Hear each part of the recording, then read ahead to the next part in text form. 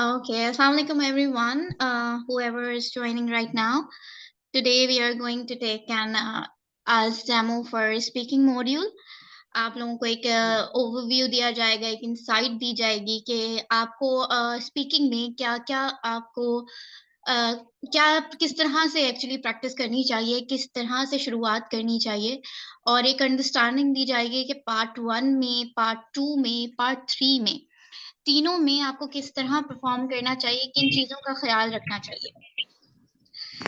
अक्सर ऐसा होता है कि हम उन चीजों पे ध्यान दे रहे होते हैं जो कि एक्चुअली मैटर नहीं करती हैं, और इवेंचुअली आपका स्कोर लो हो जाता है।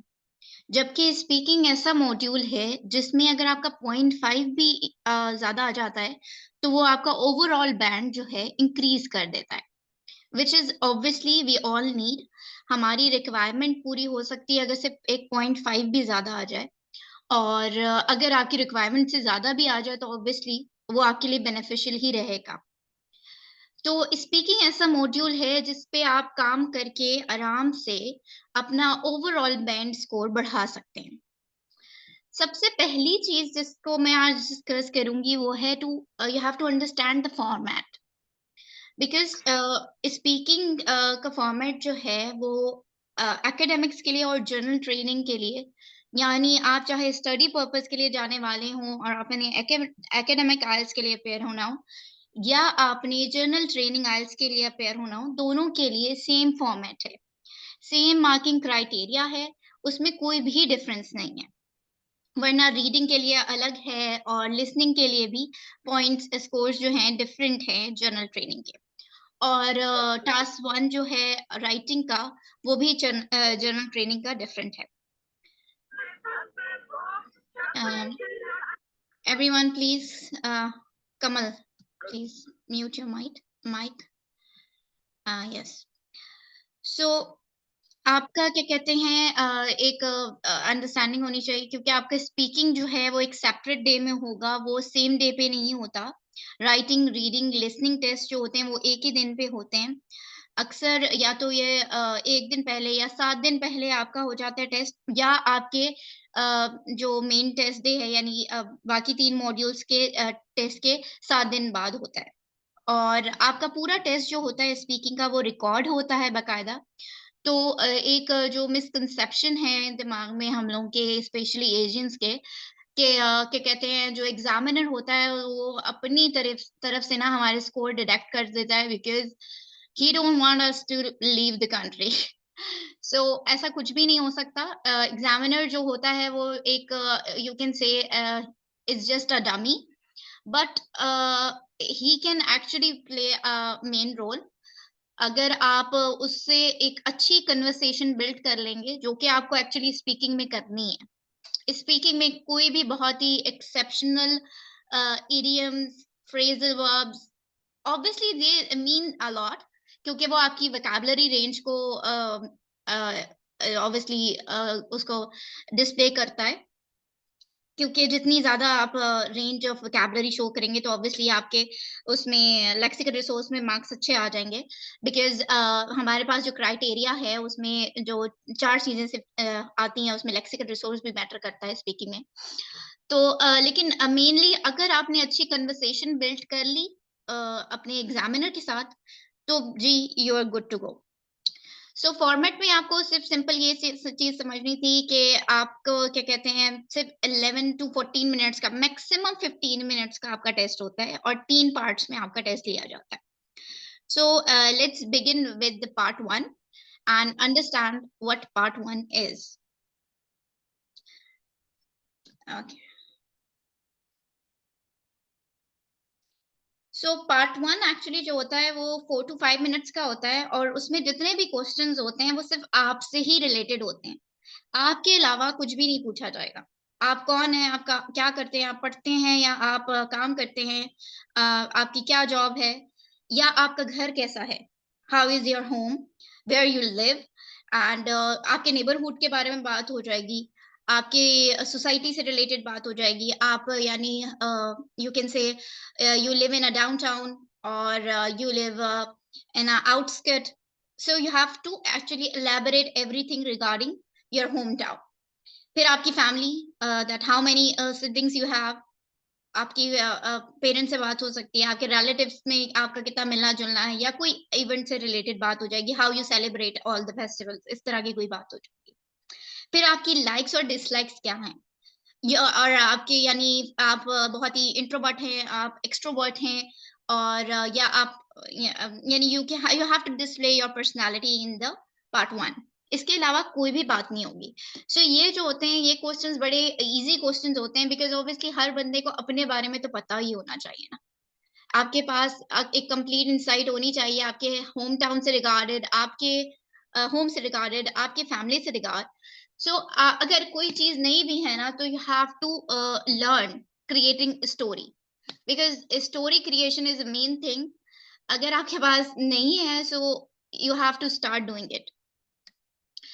और ये जो है वार्म अप सेशन कहलाता है, पार्ट 1 जो है, और इसके लिए इम्पोर्टेंट है कि आप डेली बेसिस पे ना सुबह उठे आप, आपके पास कोई भी नहीं है for practicing English, so you can just start practicing in front of the mirror. How? You have to just plan your day, that how what I'm going to day, in the whole day. You have to make a list of things. So इस तरह से आपका क्या होगा, आप आहिस्ता आहिस्ता बोलना शुरू करेंगे, समझना शुरू करेंगे कि मैं किस लेवल पे हूँ, एंड आप अपनी वोकैबुलरी इनहांस करना शुरू करेंगे। आप सिनोनिम्स फाइंड आउट करना शुरू करेंगे कि इस वर्ड की जगह मैं कुछ और क्या ढूंढ सकता हूँ। ठीक है? जब आपका पार्ट 1 वार्म अप सेशन बड़ा अच्छा इंटरैक्टिव हो जाएगा, तो आप एक तरह से आप भी कॉन्फिडेंट हो जाएँगे, क्योंकि ऑब्वियसली आईएलटीएस स्पीकिंग में सबसे मेन प्रॉब्लम जो आती है लोगों को, वो आती है कि obviously it's kind of a interaction with an unknown person. तो वो आपके लिए एक बिकॉज़ उसमें body language, eye contact, everything matters. तो उसके लिए ना इंसान को बड़ा अपने आप को प्रिपेयर करना पड़ता है, because some people are actually very confident, because obviously they are working, and they have a good interaction with the people on daily basis. पर कुछ लोग ऐसे होते हैं जो obviously they are students and they are new to everything, उनका social circle में comfortable है, but obviously किसी unknown person से वो भी एक अलग लैंग्वेज में बात करेंगे जो कि आपकी नेटिव लैंग्वेज नहीं है, तो उसमें प्रॉब्लम आती है। पर वो प्रॉब्लम कैसे खत्म हो सकती है? वो प्रॉब्लम सिर्फ प्रैक्टिस से ही खत्म हो सकती है। There is no other solution, there is no other shortcut. So let's move forward towards speaking part 2। अच्छा जी, speaking part 2 actually the main thing we can say, ये सारा मेन गेम जो है ना, वो क्यू कार्ड का होता है। क्योंकि इसमें जो है ना, आपको एक्चुअली टाइम दिया जाता है to exhibit your ability of speaking English. They will assess you on this, क्योंकि एक्चुअली आप पार्ट 1 में जितना भी कोशिश करें, आप बहुत ज्यादा नहीं बोल सकते, क्योंकि एक तो टाइम ड्यूरेशन है ना, एग्जामिनर बहुत जल्दी आपसे क्वेश्चन पे क्वेश्चन पूछेगा, because obviously that's their own thing, वो एग्जामिनर के ऊपर डिपेंड करता है। But on Q card 3 to 4 minutes का ये पूरा सेशन होगा। 1 मिनट आपको दिया जाएगा कि आप प्लान करें। सबसे पहले वो आपको एक शीट ऑफर कर देते हैं, एक पेंसिल ऑफर करेंगे, और फिर आपको एक क्वेश्चन पढ़ के सुनाएंगे, then they will provide you that specific question, और फिर आपको उस क्वेश्चन के साथ 3 बुलेट पॉइंट्स मिलेंगे जो कि आपको कवर करने हैं इवेंचुअली, और उन सबको आपने बेहतरीन तरीके से कवर करना है। लेकिन ये नहीं समझना कि अच्छा, ये एक मिसकंसेप्शन है, लोगों को लगता है कि हमने ना हर हाल में इस बुलेट पॉइंट से रिलेटेड ही बात करनी है। नहीं, ऐसा नहीं है। आप उससे हट के बात कर सकते हैं, लेकिन अगर आप उन बुलेट पॉइंट्स को कवर करेंगे तो आपका आंसर क्रिएट करना आपके लिए आसान हो जाएगा। सो it will be a good thing to use the bullet points, because it eventually tells you कि आपको किस चीज के बारे में बात करनी है, और अपनी बात में आपने क्या क्या चीजें इंक्लूड करनी है। फिर एग्जामिनर आपको 1 मिनट बाद कहेगा you can begin your speaking for 2 minutes. अच्छा, अब जरूरी नहीं है कि 2 मिनट्स से पहले आपको एग्जामिनर ना रोके। कभी-कभी ऐसा होता है एग्जामिनर आपको जल्दी रोक देता है और कभी-कभी 2 मिनट्स हो जाते हैं एंड ऑब्वियसली आपको पूरा टाइम मिलता है कि यू कैन स्पीक। लेकिन आपको जब वो 1 मिनट का टाइम देगा ना, तो आपने बुलेट पॉइंट्स के आगे अपने एक-एक छोटे-छोटे आइडियाज़ लिख लेने हैं कि मैंने ना आप यानी अभी मैं आपको एक क्यू कार्ड शेयर करूँगी, तो उससे आप आइडिया कर लेंगे कि how to prepare for the cue card, ठीक है? उसके बाद प्रिपरेशन पॉइंट हो गया और जैसे कि यहाँ पे एक नीचे दिए हुए ऑप्शन में अ, जैसे टॉपिक कुछ भी हो सकता है। It can be related to anything, something about you, something that happens to you, यानी कुछ पास्ट में हुआ है आपके, कुछ चाइल्डहुड से रिलेटेड पूछ लिया जाएगा या क्या कहते हैं something you have ever experienced, ठीक है? इस कुछ भी आपसे ही रिलेटेड होगा। अब ये एक सैंपल क्यू कार्ड हमारे पास है, जैसे describe a party you have been to, ठीक है? आपको एक पार्टी डिस्क्राइब करनी है, ऑब्वियसली जिसमें आप गए हैं। फिर you should say whose party it was, where the party was held, who was there, and explain why you did what you did at the party. ठीक है?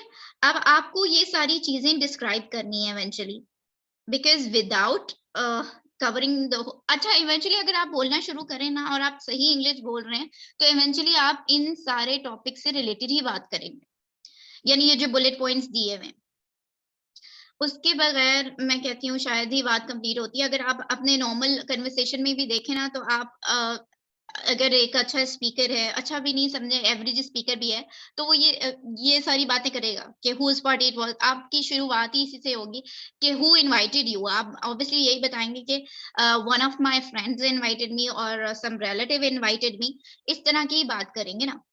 फिर where the party was obviously आप उसका एक क्या कहते हैं जो भी वेन्यू होगा उसको बताएँगे कि yes it was somewhere like this.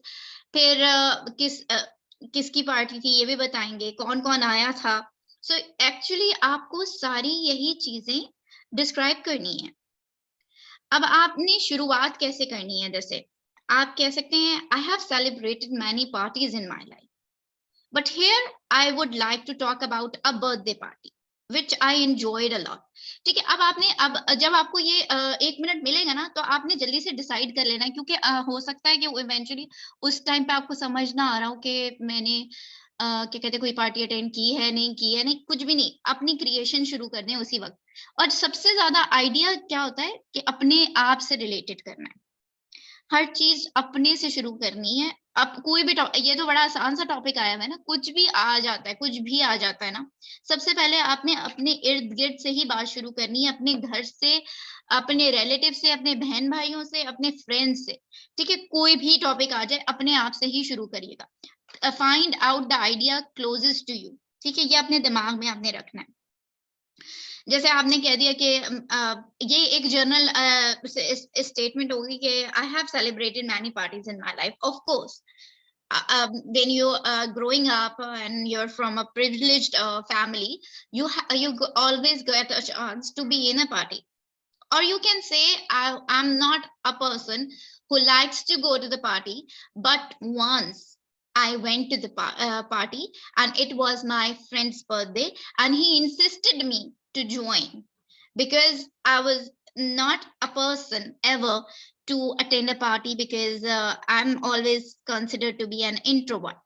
But on that specific birthday, I enjoyed everything possibly because it was my closest friend's birthday and he made me feel so special.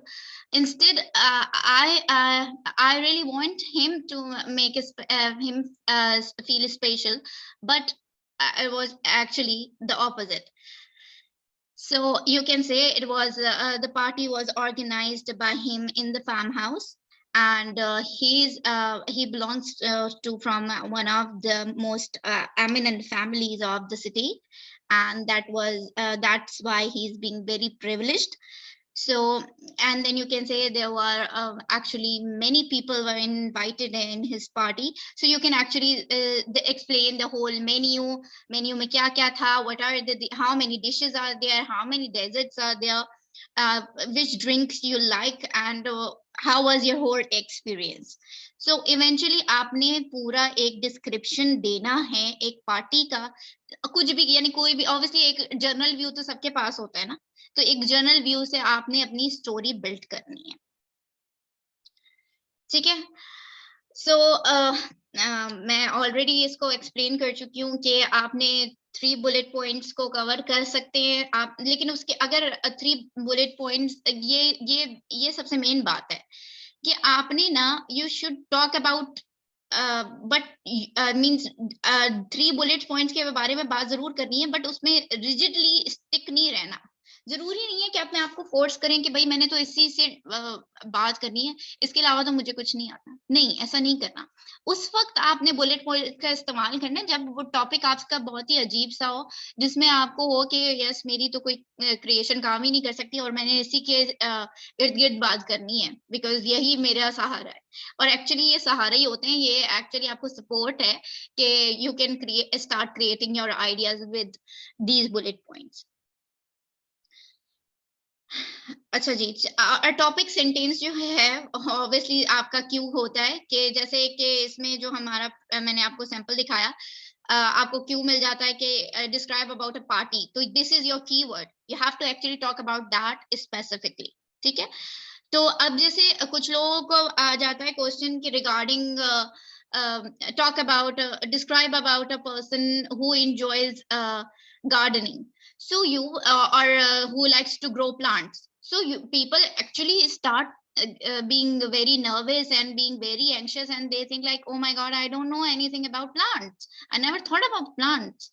So actually your question is not regarding about the plant, it's about a person, or of that specific person who enjoys growing the plants. So you can actually describe your grandfather, because you always look forward to towards him while growing up. He is always in the garden, he is always planting some things, and he always inspires you to be connected with the nature, and obviously, तो आपका सवाल जो होगा ना, उसको सही से समझना है कि पूछा किस चीज के बारे में गया, instead of panicking.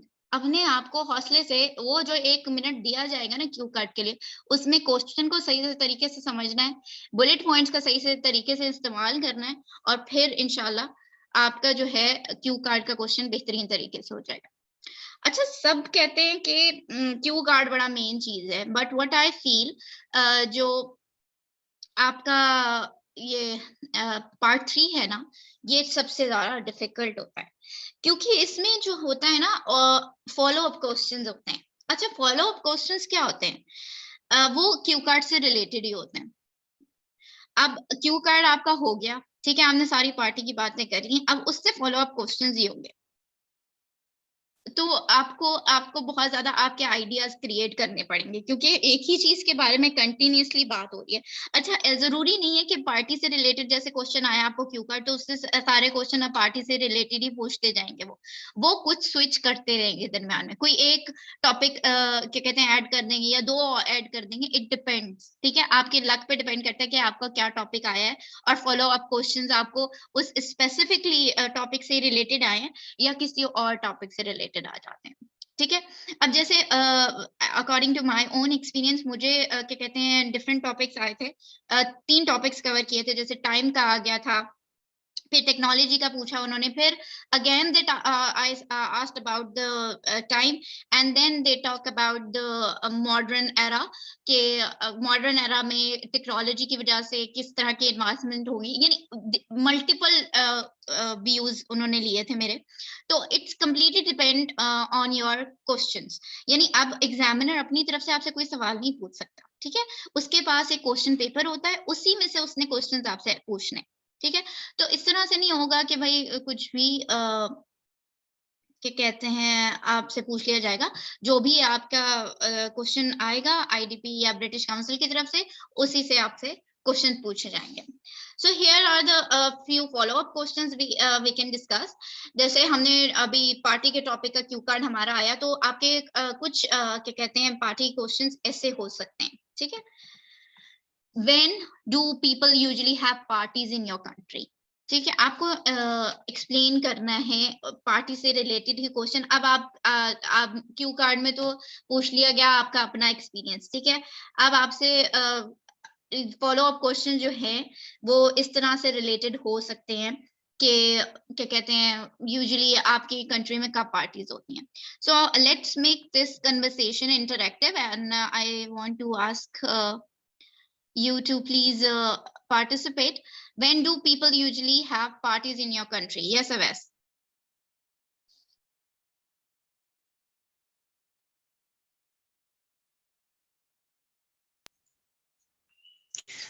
Yes, the most of in my country in parties many ways, and some parties in night, some parties in midnight. Some boys go to restaurants, eat something. So it's my point of view. Party is very important for my country. Enjoy the different See, ways. when it is asked about when, इसका मतलब ये नहीं है कि सुबह में होती है या रात में होती है. It's about occasions. At what occasions? कौन से occasions हैं जो आपके यहाँ celebrate किए जाते हैं? समझ आई? They are not asking about the timings of the party.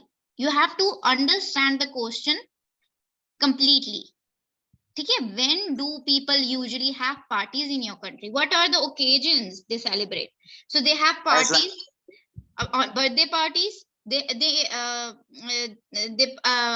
have parties in weddings. Obviously हमारी weddings बड़े events होते हैं हमारे लिए. And then there are we have a diverse country, and because of diversity we have multinational people, multi-religion people. So there are people who are Christians, they celebrate New Year, and those who are Muslims, they celebrate Eid. So there are different occasions we celebrate in our country. Understood? This is the way to answer it. Okay. Okay, so always try to understand the question, because अगर question को answer नहीं करेंगे तो obviously वो inappropriate होगा, और obviously अगर topic से रिलेटेड बात नहीं हो सकेगी तो ऑब्वियसली वो आपके स्कोर्स डिटेक्ट कर जाएंगे. So next we have what makes a good party. Okay, अब आप देख सकते हैं कि फॉलो अप क्वेश्चंस इसी तरह से हो रहे हैं आपके लिए. How important is it to celebrate important events with a group of people? फिर आपको importance show करनी है कि कोई भी चीज show celebrate करने के लिए कौन से events और किस with a group of people क्या चीज important है. Then why do some people not enjoy going to party? अब कुछ लोग हैं जो क्या कहते हैं बहुत ज्यादा they are not a party person. They don't want to go to places for obviously their own personal reasons, or sometimes we can say there are people who are unprivileged and obviously they don't want to participate in every possible party, or there are people who are very introvert and they don't like to be surrounded with a lot of people. They have a very limited social circle. तो इस तरह से आपको हर चीज का answer करना है. So how do people in your country usually mark the new year? So you have to actually explain the new year night. Though we have no religious significance of new year, but there are people who generally celebrates new year. There are fireworks in every possible city, especially in the main cities, main capital cities. So you can describe like this. Do you think that festivals or celebrations are over commercialized or have lost their original meanings? So these kind of the questions you can get in the follow-up. Then one thing which is so important, which we never thought of, is what the speaking test is not about. ठीक है, लोगों को लगता है कि it is a test of your knowledge or your intelligence, but it is not a test of your knowledge or intelligence. ये आपके intelligence level को नहीं मार्क करता.